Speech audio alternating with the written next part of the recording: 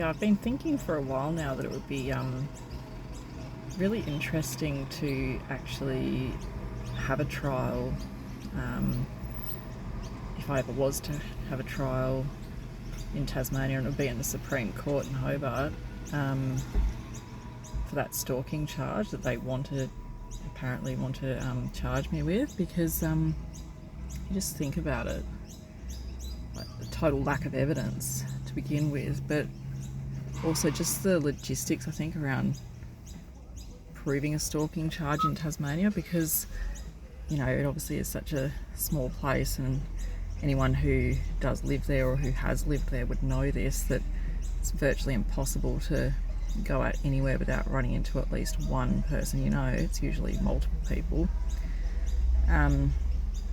Just some of the claims that he's made, that if I ever did get a trial, obviously could be addressed, but everything from, he's made claims that when he's seen my car driving behind his car on the Brooker Highway,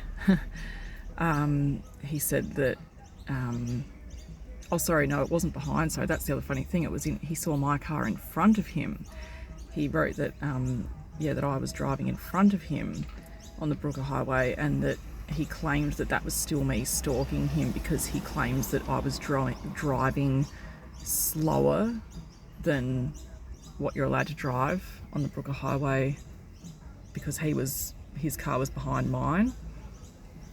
Apparently, even though he was behind me, I was stalking him, and it was the Brooker Highway, and we would have both been driving in the same direction, driving home from work, because we only live 10 minutes away. Our houses are only 10 minutes apart from each other, and my parents and one of my brothers and his family live a kilometre away from Adrian, in the same street on the main road in Granton.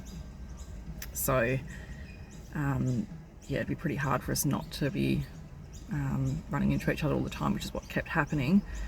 Same thing when I was various times when I was stopping to get petrol, and he just says that he happened to drive past me, claimed that was stalking him. There was another incident where I went to the Woolworths in Bridgewater. Now, I know that Adrian normally shops at the Woolworths in Claremont, and the Woolworths at Bridgewater is actually closer to my house than his house. But what was interesting about that incident was that I'd been called by the Bridgewater police that day when I was at work, and they'd asked me to come in and pick up a summons for court, which was related to another claim of his, that I'd breached the family violence order. And I'd agreed to come in after work at around 6 p.m. So it's very likely that Adrian knew that I'd be in the area at around 6 p.m. Because he would have talked to the police and found that out. So I just find it really coincidental, highly coincidental then, that he was apparently driving into the Woolworths at the same time as me, and the Woolworths is right next to the Bridgewater police station too. But yeah, when I saw him in there, I just left.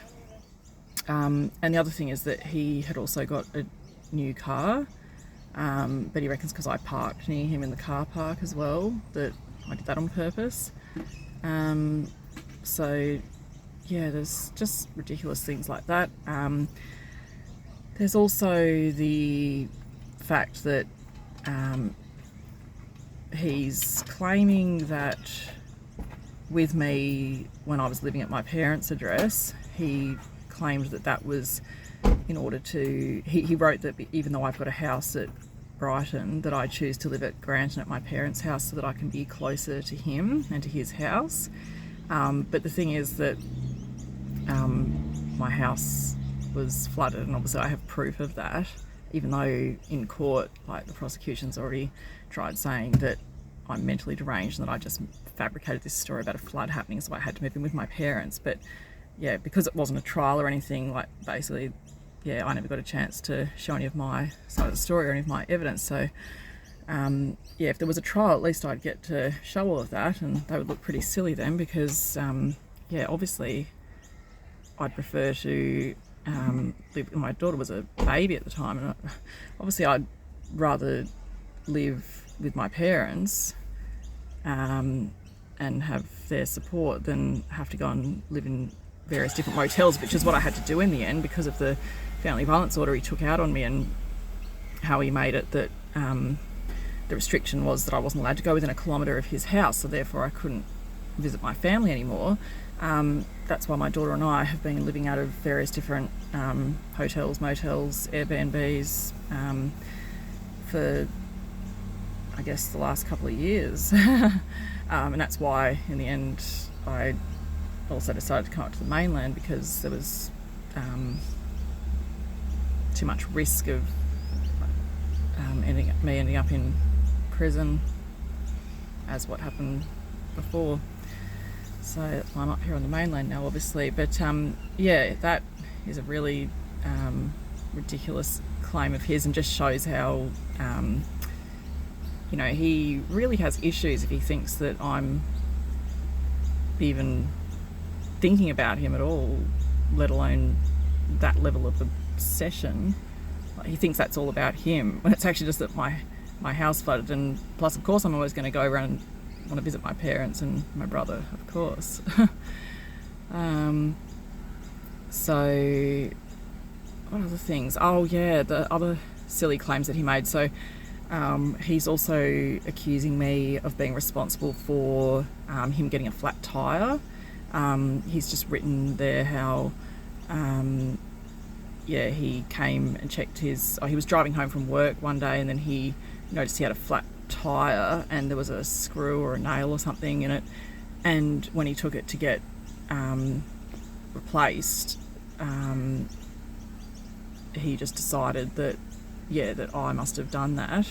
Oh, and then what a great coincidence, just so happens that one of these death threat letters that turned up in his letterbox was apparently from me saying that I did do it. So yeah, that just all seems very convenient. No proof of anything, and he's got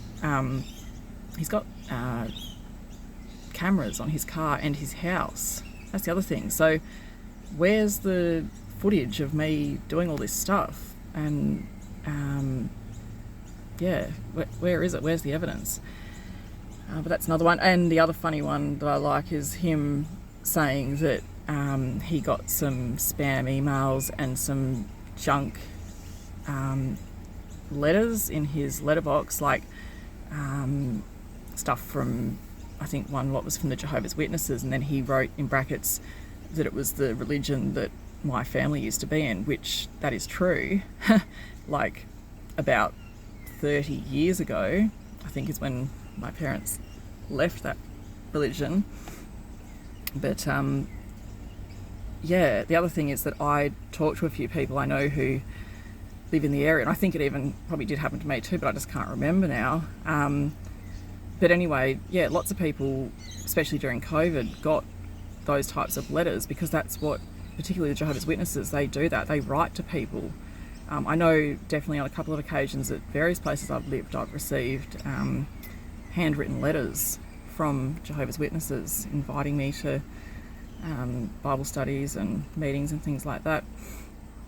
Yeah, so he just seems to, everything that happens, he just wants to apportion the blame onto me. Again, I don't know how much of it is real, how much of it's made up, if he actually knows more about it than he's letting on, or if he really is that paranoid and really thinks that I'm out to get him. But yeah, like I've said before too, I mean, if I really was out to get him, I would have just done it. I wouldn't talk about it and make it really obvious that it's me. I would just do it, you know. It's yeah, it just seems obvious to me that this is a setup. But yeah, I can't work out either if the police know it too and they're just pretending they don't know because they just enjoy harassing me, or if they genuinely are falling for it too. But anyway, regardless, it's just, yeah, it is ridiculous, and it's very, very pathetic. Yeah, no investigating, no evidence. I mean, they've got my mobile phone that they illegally took without a warrant when they illegally searched my home and even went into my housemate's bedroom. They have my DNA and my fingerprints, which I had to give twice because they stuffed up the first time. What else? Oh yeah, there's this bogus thing about a fraud charge. So this is a little bit long-winded, but basically what happened is that I used to have this housemate, and I was getting sick of him not paying the power bill on time, because I always pay mine. I've got mine set up on a direct debit thing. So yeah, we discussed it, and he said that I could set up a direct debit for him, and I think it was like $30 a fortnight, maybe something like that. So yeah, I rang up Aurora, which is the power company down there, and I set it all up. But what I've done when I've gone into my internet banking to get my housemate's BSB and account number, I've read the wrong line, and I've got the bank detail. I actually gave, this is again another weird coincidence, but I gave Adrian's BSB and account number instead of my housemate's to Aurora. Now they set it all up, but what I've since found out is that, because I've rung back and checked, and they didn't also follow the correct procedure, because the lady I spoke to, she should have actually asked to speak to my housemate and get his consent to set that up, and then she would have also double checked the BSB and account number. But anyway, yeah, she let me set it up. I did it, and then it was shortly after that that was the first time I was arrested but actually sent to prison. And when I got out of prison, one of the bail conditions imposed was that because my mother is the surety, that magistrate said that we have to live together. But then they wouldn't let me go back to my parents' house because of the 1 kilometre thing with the electronic monitoring device and all that bullshit. So this magistrate turned around and said that my mother had to move into my house. Like, the whole thing is just crazy. I can't believe the power trip they're all on. But anyway, so they forced my mother, who, obviously she has her own life and things that she has to do, and they've kicked her out of her home then and said she has to live with me.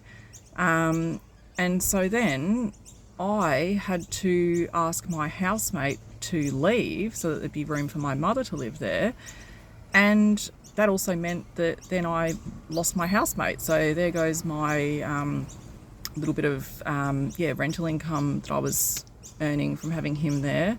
And yeah, he loses out on the cheap rent that I was providing to him. So really stuffed things up. He had to, I think, move back in with his parents temporarily until he found something else. But my mum was living there. But then with everything going on, I'd sort of forgotten about that direct debit I set up, and I can't remember exactly how long it was, but let's say it was about 4 weeks or something like that. I rang Aurora back and I asked if I could cancel the direct debit for my housemate, and the man I spoke to said it's already been cancelled. And I thought that was weird at the time too, but then I thought, oh well, maybe my housemate just did that, or who knows. I didn't really, like I said, I had so many things going on at the time. I was so stressed out, lost heaps of weight, and I was in prison too. Like when I came out, I was a skeleton. Like I'm already not the heaviest person to begin with, but I was pretty healthy and everything like that. And yeah, I was down to like just under 50 kilos, I think, and I've only been in prison for like just over 2 weeks. But yeah, anyway, a very, very stressful time, as you can imagine. And so it wasn't like the biggest thing on my mind. But anyway, yeah, it was shortly after that I was charged with this fraud. And what they're saying is that they're claiming that I fraudulently took money from his bank account. But I've also rung Aurora various times, and they always say to me that it was more an error on their end than anything. Like obviously it was my fault too, but they didn't follow the correct procedure, and they said that he got his money back pretty much straight away, like when the error was identified. So I don't even know what they're all harping on about. And they're talking about basically $60. And this is a matter that is pending to be heard in the Supreme Court. I think now it's maybe been dismissed and put back to the magistrates. I'm not sure with everything that's going on, but actually that's right, no. And this is part of, that's right, because now because also they've never charged me like with the actual, everything's all still pending. It's really complicated, but I hope I've got this right. But my understanding is that everything is just pending, and all of these little things, like all the claims I just mentioned before that he's making, plus others that I haven't mentioned, plus this so-called fraud, that's all going to be rolled up into this one stalking charge if they actually ever do charge me. But like I say, I mean, I was in Tasmania for about 14 or 15 months with this interim order over me, and they didn't charge me then. Then I was up on the mainland, planning to come back for the November 11 application that I put in for my electronic monitoring device to be removed. And it was like a few days before, that's when the police just said to my lawyer, oh, when she comes back, we're going to arrest her and charge her with stalking, and that will dismiss the application to have electronic monitoring removed. Oh, and by the way, we're also going to refuse her bail so that she will have to go to prison on remand for at least 6 months, maybe 12 months, depends how long it takes to get a trial. But yeah, then over the phone, this Sergeant Costantino says to me, oh no, we don't want you and Audrey to be separated. That's the last thing we want. This isn't a witch hunt. You come back and we'll arrest you and bail you straight away. You'll be charged with this stalking and bail straight away until your trial date. And I go, oh great, so you'll put that in writing, will you? And he's like, oh yes, I'll get that done for you. And then nothing. And I've tried to contact him so many times and follow up about it, and he's now just ignoring me. So yeah, that's another reason why I'm not planning on coming back to Tasmania anytime soon, because there's no reason for me to come back and sit in prison when I could just be up here, and me and Audrey could be just doing all these road trips and just enjoying our time together. Yeah, so all very dodgy. I also suspect that after the time had passed and the trial date was set, I reckon they'll probably drop all the charges and let me go, because it would be very, very embarrassing to take this to a trial and just, yeah, have it. How could they win, really, unless they, well, I suppose, come to think of it, they have got all the magistrates and judges on their side as well, it seems. But yeah, I don't know. It's, 50-50 really, because again, no evidence, and I know that I haven't done anything. So yeah, anyway, it's never going to happen anyway. I can't see it happening. I even think I've mentioned this before too, but I have been into so many police stations up here on the mainland in various different states, and I've also spoken to Tasmania police about this too, and offered that I will hand myself in anywhere up here, just so I can be charged, and then I said I'll even come back to Tasmania for trial then, or we can do it via video link or something. But yeah, they don't want any of that, because the thing is that it's a national, it's an interim family violence order still. It's only interim. It shouldn't have been in place for this long. But anyway, it's an interim one, and it's a national one. So that means, in theory, if it really was serious, I should be able to get arrested by any police in Australia.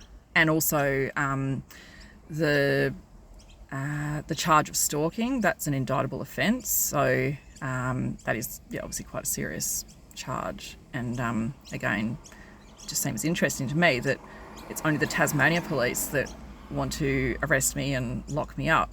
But police up here on the mainland, like when I go in there and try and get arrested, I've had them even laughing at me and saying, well, you're not a murderer, and as if we're going to arrest you and have you extradited to Tasmania. You haven't even done anything, and they're just sort of laughing about it. I've had other police say to me how they've looked in my file and they can't even see why Tasmania police are trying to get me, because there's nothing in my file that's shows that I've done anything wrong. And then when I explain to them a bit of background and the story, and then they're just like, oh, okay, so now it makes more sense. We've got a corruption issue. And that's what they said. This is the Queensland police talking to me about the Tasmania police, saying that's systems abuse and corruption. They told me about how Sergeant Cosentino from the Family Violence Unit in Hobart has been sending them such bizarre emails insisting that they come and arrest me, and asking multiple times, why haven't you done it yet? Why haven't you arrested her? It's really funny. They're actually saying how they think he's got some OCD problem.